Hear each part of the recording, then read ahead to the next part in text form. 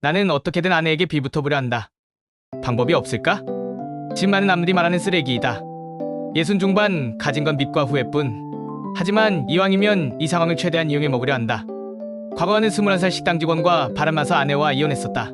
그때는 짜릿했지만 지금 돌아보면 그저 자기밖에 몰랐던 놈이었다.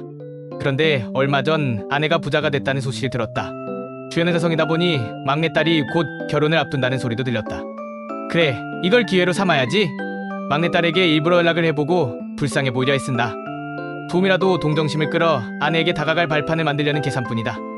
20년 전엔 전혀 달랐다. 중화요리 식당 사장이었고 아내와 아이 셋이 있었다. 그러다 21살 식당 직원을 만났다. 젊고 예쁘고 당돌했다. 그게 참 좋았다.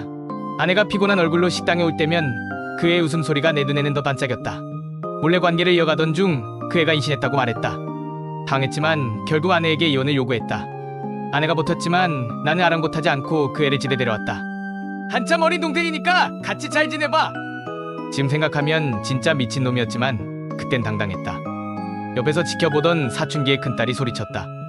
엄마, 미쳤어? 엄마 이혼 안 하면 나 집 나갈 거야. 제발 이혼해. 저 여자 나랑 5살 차이야. 이혼하라고. 그 한마디에 아내는 나와 이혼을 했다. 이혼 후 식당은 망했고 알바와도 오래 못 갔다. 그 애는 식당을 담보로 대출받고 다른 남자와 바람이 떠났고 낳은 아이도 내 아이가 아니었다.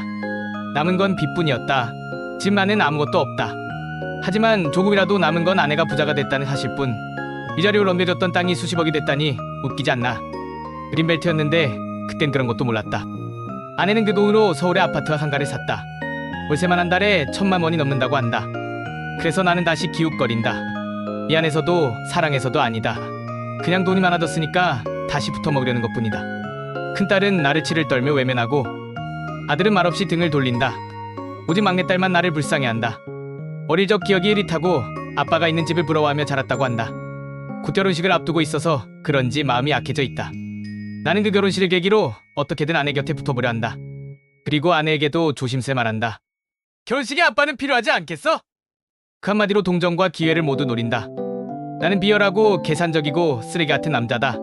하지만 지금 나의 소원은 그저 아내에게 비붙어 노후를 잘 살아보고 싶을 뿐이다. 서로 다른 시점에서 이야기를 준비하고 있습니다. 구독, 좋아요 부탁드립니다.